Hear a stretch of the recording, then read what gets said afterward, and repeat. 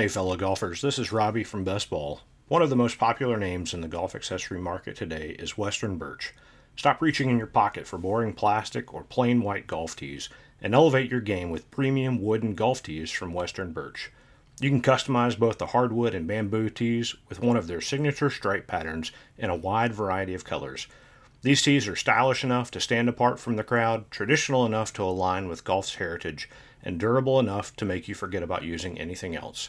Enter the code BESTBALL in the promo field in your shipping cart to add a free gift to your order. So visit westernbirch.com and get your own premium wood golf tees in the style that suits your game. But he was adding so much stuff to this bag. Like, you're already kind of like annoyed walking. He had a change-out bag, which are typically lighter. Yeah. It was an absolute tank. I think I have elbow tendonitis now from lifting this thing up all day. No. I mean, he just kept adding stuff and adding stuff and adding stuff. I'm like, and then I said to him, hey, I think you could still fit a dead body in there if you need to.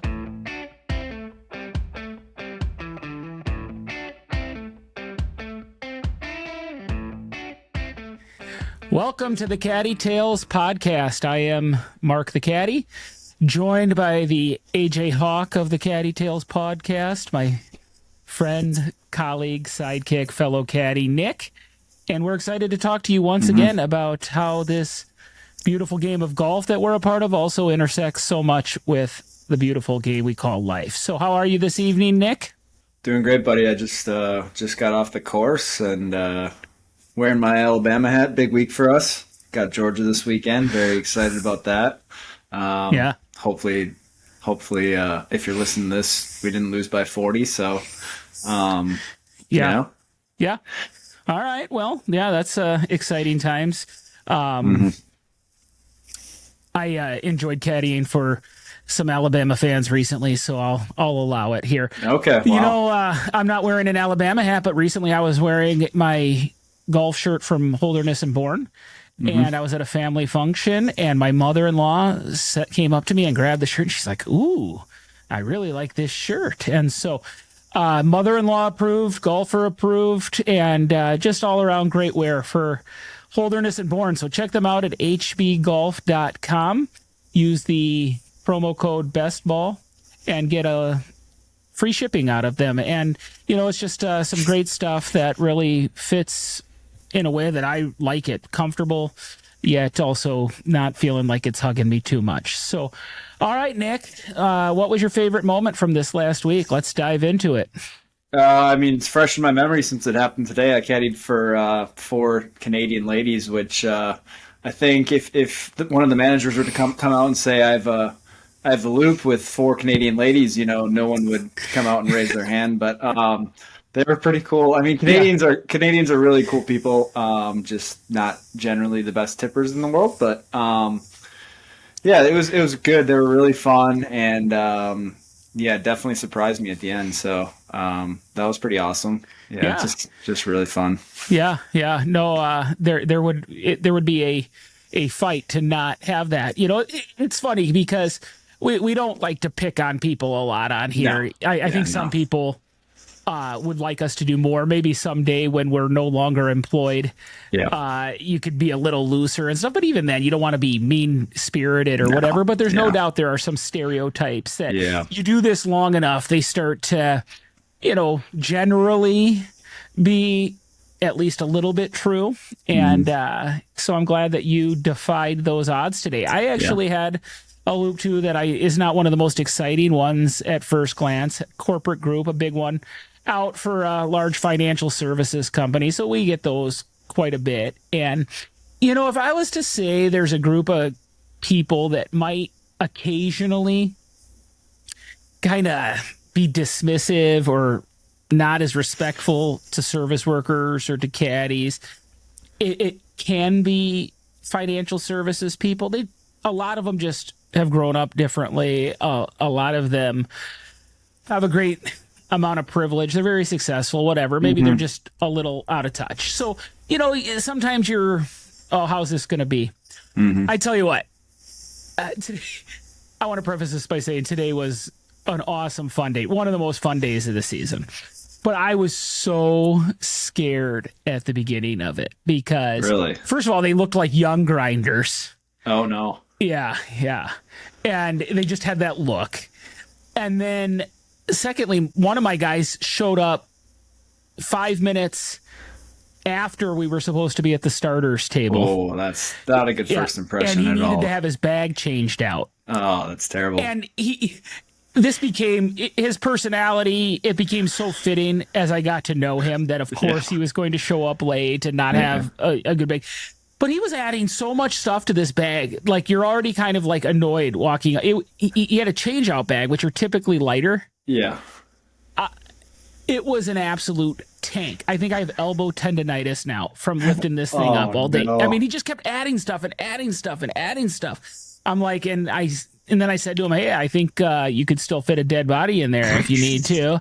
And he didn't necessarily laugh. So I thought, okay, this is going to be great. No, he was rushed.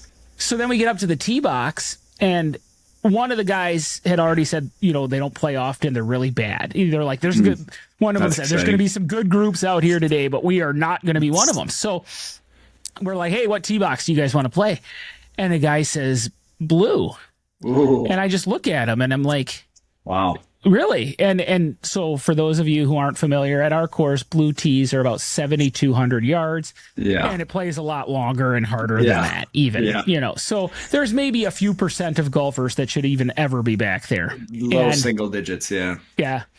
And then you're like, well, you don't want to be too aggressive with this. Like, he seemed very sure that that's where he wanted to be.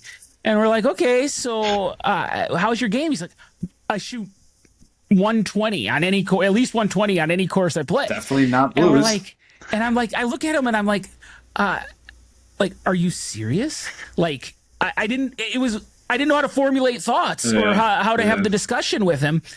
And it turns out that he thought the blue tees were the furthest forward. You're like, oh, thank God. Yeah. And anyway, yes, this was not a solid group of golfers. They were not young grinders, huh? No. Okay. Actually, one of my guys, he might have shot like a 70 today because that's about maybe as many swings as he took. Really? And but he played about half or less of every hole. I mean, he was as casual and couldn't care as could be. And as a matter of fact, we ended up ditching his bag after the second hole because it was clear he wasn't going to play much. And I ended up just grabbing his putter out of the bag and giving his bag to the player's assistant. And I'm like, we'll just play out of this guy's bag. You can drop wherever he's at.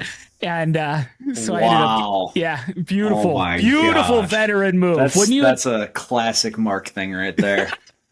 Let me get out working harder. Dude, I think it was a wise veteran work smarter, move. Not harder, right? Yeah. You're right. That's just terrible. The way you denigrated that amazingly wise move. So anyway, it couldn't have had a more fun day with these guys. They were just genuinely cool. One of my guys was legit one of the more is eccentric the right word? He just different. Like at one point, it was like we were discussing how he's this macro thinker, like. Because I'm pretty sure he's like this genius, multimillionaire or whatever. Yeah. And then on the flip side, he didn't know how to aim his body. So, and we'll get to that later in Good Caddy, Bad Caddy. But it was just fascinating. So me and him are talking about this high level stock stuff and whatever, and I'm just nodding and smiling like I understand it. But anyway, it was just a great day and a favorite moment, and I wanted to give those guys a shout out because they deserved it. And actually, a couple of them, even on the 11th hole, after they found out about the podcast and all that stuff, they went on or Twitter, they went and followed me, and they clicked on the link, and I think a couple of them bought hats. So nice. That makes it even better. So. Great. Just a really, really cool day. All right. You know what they did not do, Nick? And this will kind of segue into what we want to talk about for a little bit today.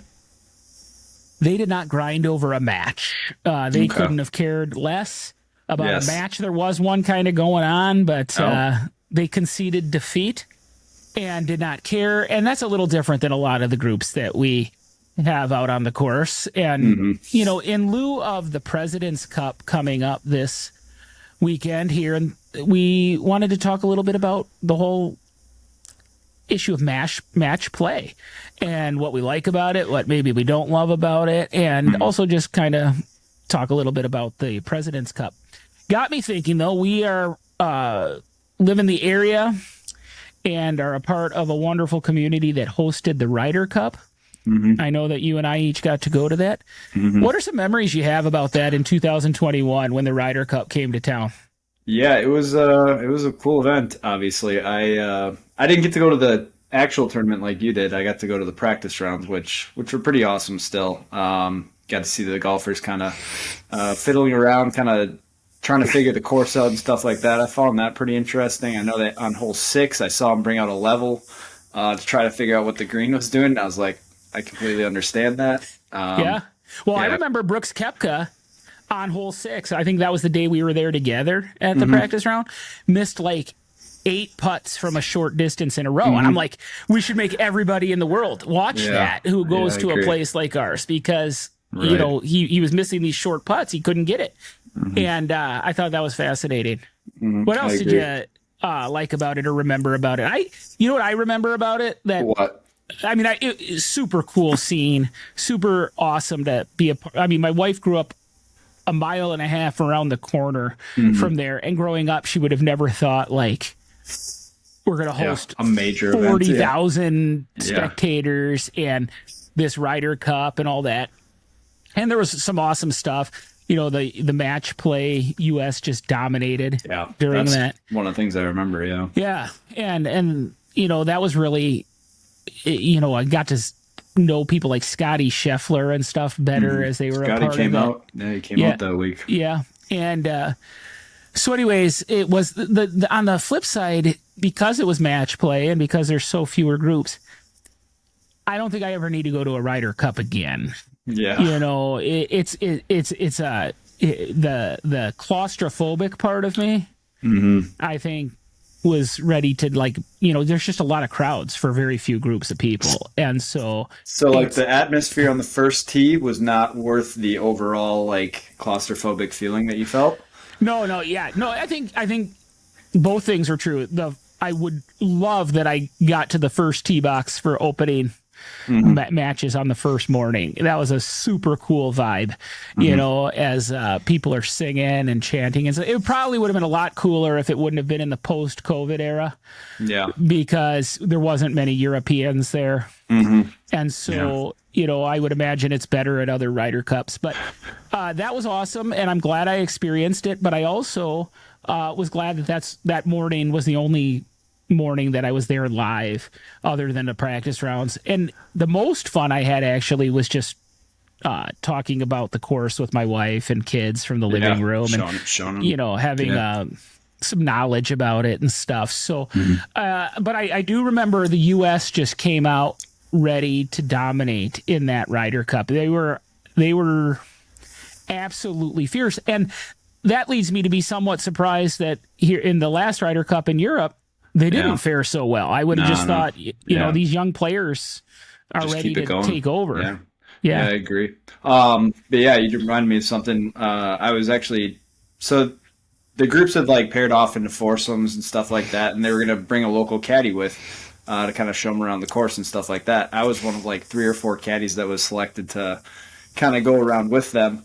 And they ended up not taking caddies because of the COVID thing, because they were worried that the players would get COVID or something from the caddy. So, oh really? That could have been fun. Yeah, that could have been really fun, but didn't happen. But I would have been so nervous. Well, you know, that actually is a question that we get asked all the time: is when the pros come to town, do they take local caddies out or whatever? Do they ask you to pick your brains? And I've always found it weird that they didn't do that. But that maybe some do, but not everyone.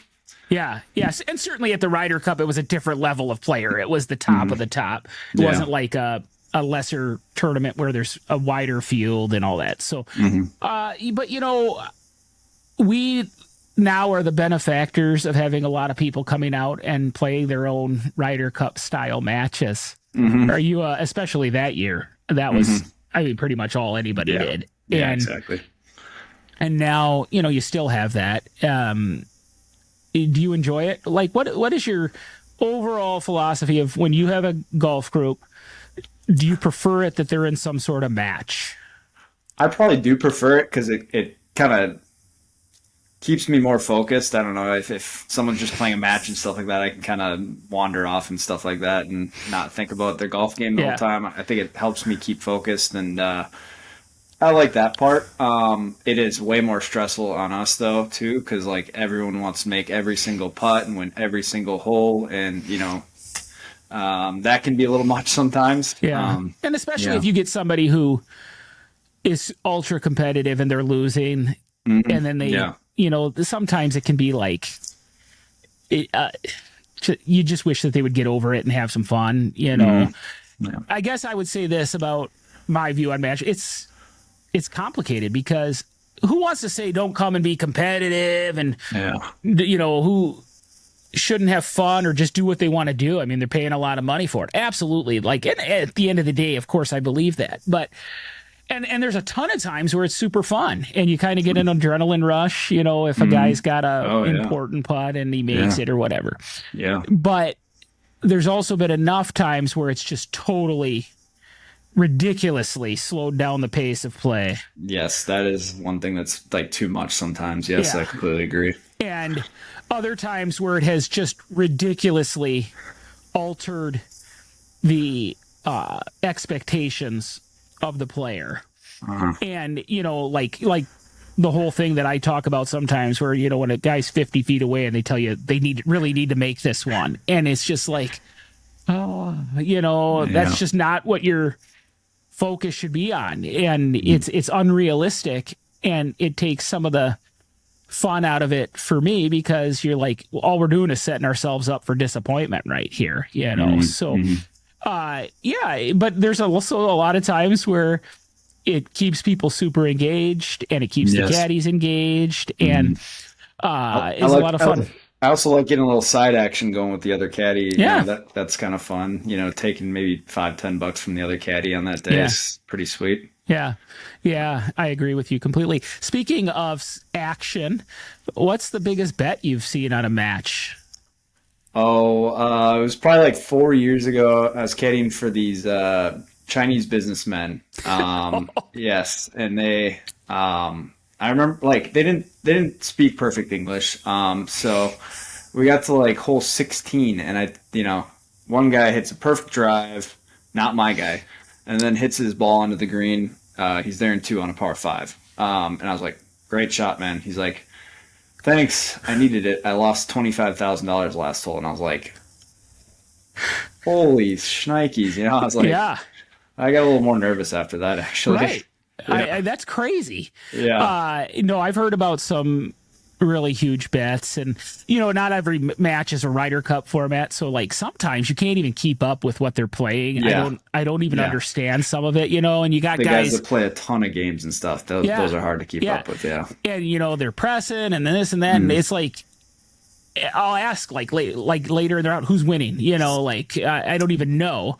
Yeah. And then you'll get to 17 or 18 or whatever, and all of a sudden you find out a putt is for a few $1,000s. And it's like you legit are like all of a sudden doubting whether you even know if it's going left or right. You're just so nervous and you don't want to screw them up and stuff. So, I think most guys bet very small, reasonable amounts. I don't. Yeah. Would you agree? I don't think there's like big money out there. Like $5-10, maybe $20, and it's like, and they're worth like millions and millions of dollars, and you're just like, and they're getting frustrated over this, and I'm just like, wow. It's like you put any sort of money on it, it's enough to keep people interested and engaged, and also even add intensity and stuff. But a lot of times it's not that big of an amount, much less than people would think. But there are those days where it's like huge. And I was talking to one guy recently from Dallas, and I'm learning Dallas just has more money than other places, Yeah, it does. And you're saying, at our club, our Calcuttas get up to, 200,000 or whatever. And I'm like, and he's just talking about it like matter of factly and, nonchalantly and pretty crazy to me. So, I did have a guy recently lose $13,000 that day, but I don't even know how and to who. I just know that he invited me to his hotel room, amongst others, to do $1,000 a hand high-low cards. Wow. Yeah. Wow. I politely declined. Yeah. High low. Yeah. That sounds like a gambling addict to me. But I just remember, though, that one I felt okay about because I said to the other guys, I'm like, does he got this kind of money? And they're like, oh, yeah. Okay. Yeah. So, because he seemed to like just be throwing stuff out there willy nilly, and it was crazy. So, yeah, I don't think that it would be a wise move for caddies to go to players' rooms and do $1,000 a hand anything. No, not with my luck, that's for sure. No. Do you feel much ownership about your players winning or losing? Yeah, I do. Probably sometimes too much because, at the end of the day, they're the ones hitting the shots and stuff like that. But I don't know. You'd like to think that you're going to give them like a little bit of advantage out there, psychologically and like, of course, knowledge-wise. So I don't know. I do take it to heart sometimes. Yeah. I mean, I think it's natural. Like, if they're going to be competitive, the competitive spirit comes out of us. Yeah. I've had to, like, kind of remind myself, like you just said, they're the ones hitting the shot. Like today, this player, and he, again, a super cool guy, and he didn't even, like, mean anything by it, but he hit some putt, like, 15 feet right of the line that we gave him or whatever. And he's like, oh, that's my bad. As though, like, I was like, of course it is. I mean, that was nowhere near where I did. Duh. I mean, there's no doubt there's times where it is our bad, but at the end of the day, like they got to hit the shots. Recently I was with a guy and I had told him where the trouble was on the course. Yeah. Like on that particular hole. And I said, at 225 yards, you can get into all the junk over there. So you need to stay left of it. And so he still hits driver and it rolls into the bunkers there at the junk. And so he's like, Mark, was the right place? Should I just have hit hybrid and just laid up over here? I said, I don't know your game. Like this isn't like, I didn't explain it like this, but this is my thought is this isn't like the relationship that Jordan Spieth has with his caddy. I've been caddying with you for 10 years. Yeah. I've known you for 15 minutes here. Yeah. Yep. And so I'm going to tell you where the trouble is. Yeah, and you're gonna pick trust your club. that you're gonna like hit the club that you think is most reasonable for that information. And certainly there are some players who over the course of a round you will get more familiar with and comfortable with where you can just hand them a club. But agreed. A lot of times you shouldn't do that, And so you're giving them, the information. So anyways, I said that to him and he's like, thankful. He's like, okay, that's fair, because I'm like, you can't like live or die or own every mistake because we do have sometimes those players who like every time they miss something they're doing the I should have game as they're walking up the fairway and it's crazy. It like I had drives a guy, I had a guy this year that actually wanted me to like pick every single club out of his bag and then like when the distance would be wrong he'd be like, oh, I should have hit the 9-iron or something like that. And I'm like, then pick the clubs yourself, man. That was super annoying. Yeah, right. And so like when it's a match, you want to do your best and stuff like that. But it certainly adds a layer of if somebody's losing money, they might be looking for somebody to be upset with, and so you just kind of got to be on guard with that. And be the scapegoat a lot. I find that this is an interesting thing because our players are cool and stuff, but I find that they are more likely to express disappointment in losing and disappointment in their caddy if they're not doing well than they are to share in their big winnings at tip time. Would you agree? Like, have you ever gotten a big tip because somebody won a match?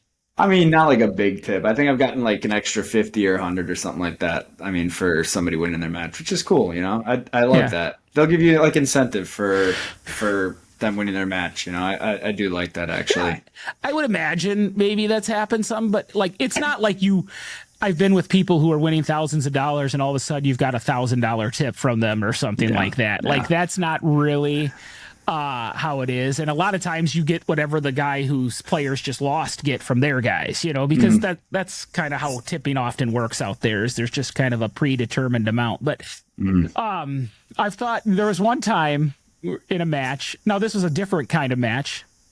I had some entrepreneurial sorts, and they were, I think they were having a good year in auto sales. It was, when you basically couldn't keep cars on the lot.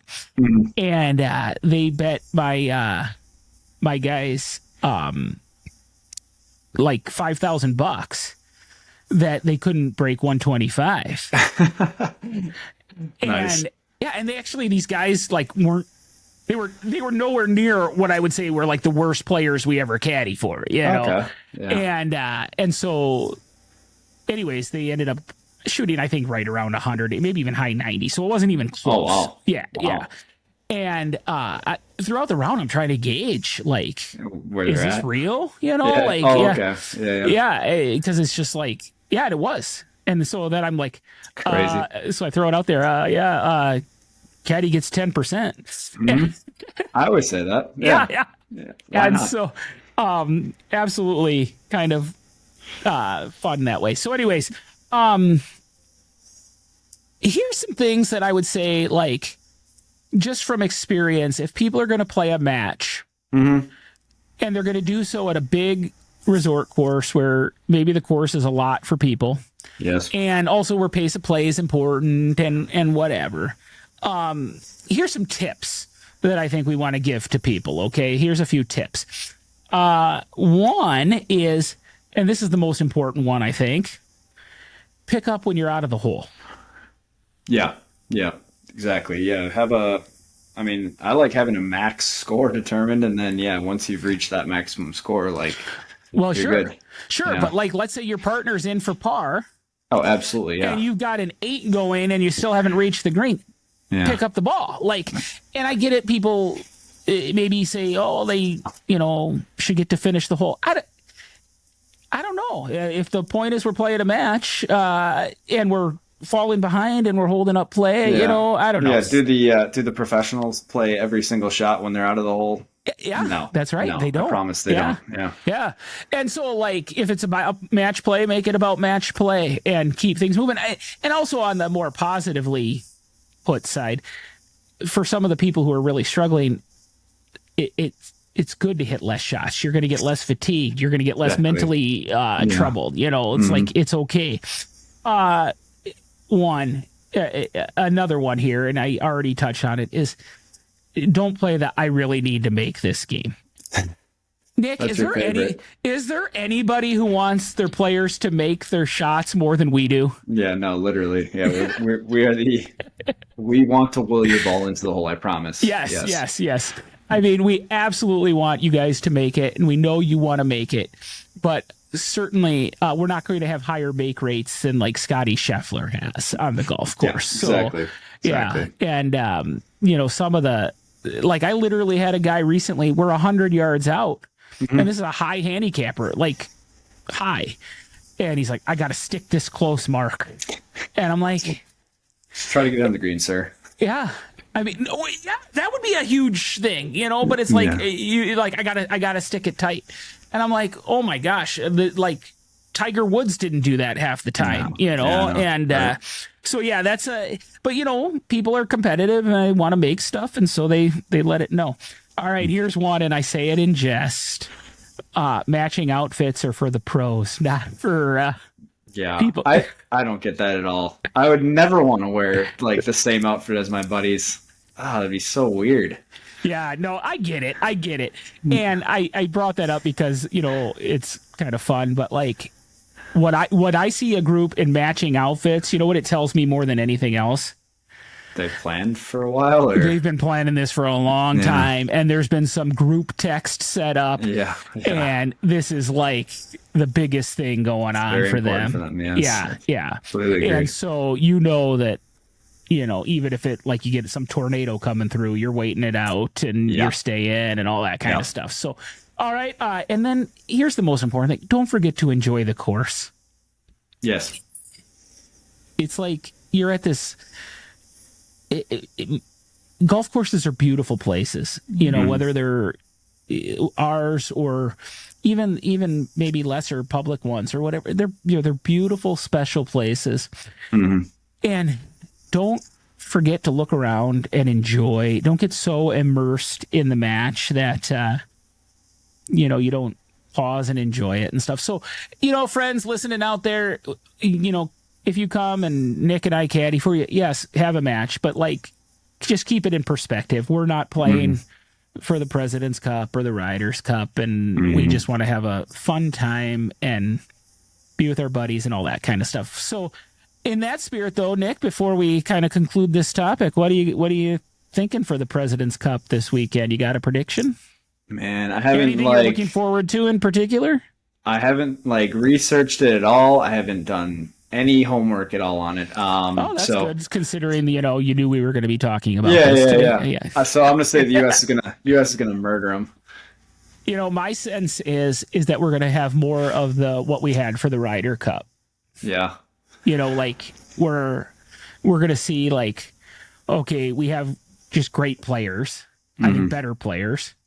I think the international team's pretty strong though too, aren't they? Sure. Yeah. But I think we have elite players, and I think that you get humbled, in Italy, and now you kind of step up and say, okay, we're gonna do better this time. So at least I hope that's what the case is, and I hope, what I do hope, and we didn't get to see a ton of this at the Ryder Cup, is I hope matches, whenever there's match play, come down to the last hole. That's definitely the most exciting part of it. Yeah. Where the putt on 18 matters, and it's exciting. That is something I would say about when we have matches with our players. It's always more fun when it's close, and when you've got guys on the 12th hole saying, "Oh, we're dormy," that's kind of But I had one recently where it went right to the 18th hole, and it's fun and exciting. And so I hope that happens with the President's Cup this weekend. Are you going to be able to watch much, or are you going to be out on the course watching football? What are you going to be doing? Yeah, I probably won't be watching much, but we'll see. Maybe I can sneak it in here and there. So I will say that I am much more as far as golf, I can't watch the Poland Weed Eater Duke's Mayo Classic from Podunkville, Kentucky or something on a weekly basis. I'm definitely drawn to golf that has a better field and stuff. So I do love big events like this, and I put it on. It's obviously not a major, but I put it on the level of what if I'm home, I'm certainly going to be putting it on and looking for it much more so than I normally would. So, all right, Nick, let's close it out with our good caddy, bad caddy segment. Okay. What is something you did good this past week? Good. So the ladies I had today, I was picking their clubs for them. So I was able to learn their yardages and everything like that. Which is huge because ladies usually depend on you more than men do as far as figuring out their yardages and stuff like that. And by the end of it, I was just handing off clubs, and that was cool. That was nice. Ladies also tend to be pretty consistent to where you can learn that a little easier. Yeah, for sure. But there's no doubt they are relying much more on what should I hit here, whereas a guy oftentimes is, hey, we're 130 away and it's downhill, a little downwind, and that's kind of the information you give. And so it is a different experience. So for me, I caddy in for this guy that I was mentioning earlier, who was just an eccentric fella. He was very big on the fact that he couldn't aim. Now, if he's listening, I want to apologize in advance to him if I hurt his feelings by saying this. Under the bus. It wasn't always an aiming issue. Sometimes he was just pulling it or hooking it or pushing it and slicing it and all that. So, but there was some times where you could tell he was not aimed correctly. Not lined up correctly. And so as he got more cocktails in him, and as we all got much friendlier and chummier and stuff like that, somehow on the 14th hole, I ended up with my hands on his hips behind him and waggling him and helping him feel looser. I'm going to have to charge extra for that in the future, I think. Yeah. But You know, he was, it was all part of a shtick. You know, it was kind of comical, but he was trying to get me to line him up and all that. And so then he ends up piping his like best drive down the middle of the fairway, and so we were all excited. Oh and, no! Yeah. Oh no! And it was a lot of fun. So There might have been a video of it in which I might be paying someone to send that to me. yeah, right. There is indeed a video. Yes, it was caught on video, and yeah, maybe it'll have to get posted. Maybe it probably should. Yeah, agreed. All right, what's something you wish you could have back? What's a bad caddy moment? On hole number 13 of our course, I misclubbed one of our ladies, but so she didn't like hit her irons or anything like that. So she's like 130 yards away, a little downwind, downhill. Obviously, the approach shot on 13, and there's water deep. And I give her 6 hybrid rather than her 7 iron. And I'm like, this is probably too much, but she hits it, flushes it, you know, kind of rolls beyond the green, and you know, she's kind of disheartened, not blaming me at all, which is awesome because these ladies were so nice. But I definitely felt like a jerk. So yeah, right. Little miss Well, club. for me, I was caddying for this guy who was not hitting all of his shots and very laid back, very casual. But on the 9th hole, he did go to hit one. We were in the fairway. He hits it like 15 yards to the right into a hill. And somehow, and I actually really am kind of still thinking about this. I don't know how. I just lost his ball. Like I couldn't find it. 15 yards, yeah. It was like it's inexplicable. I don't get it. But what made me feel bad about it, besides not finding his ball, I mean, he didn't care about losing golf balls, and they brought a ridiculous amount of golf balls. Yeah, he didn't care, but I'm like, okay, I'm mailing it in with this guy. I got to at least, you know, like, because he was so casual. Yeah. That you're like, okay, I still got to do my job here, you know, and find balls. But it was like, the vibe was, whatever, you know. And then when we lost that one, I'm like, okay, this is a little excessive. It's like 15 yards away or whatever. And I felt kind of bad about that. So I made a little more concerted effort and stuff. But we joked about it on the back 9 as well. So it was all in good fun. But yeah, another great week on the course. We are looking forward to the next couple of weeks. The weather is going to be absolutely amazing, and I can't wait for that. And, you know, fall golf, the colors are changing. Just a perfect time to be in Wisconsin, a perfect time to be on a golf course. And it's a perfect time to remember every time that we're out there that no matter where you've been, no matter how many misses and shanks or how deep the bunkers or how bad it looks, whether it's in golf, but most especially in life, there is always a next shot full of hope and opportunity. So take yours.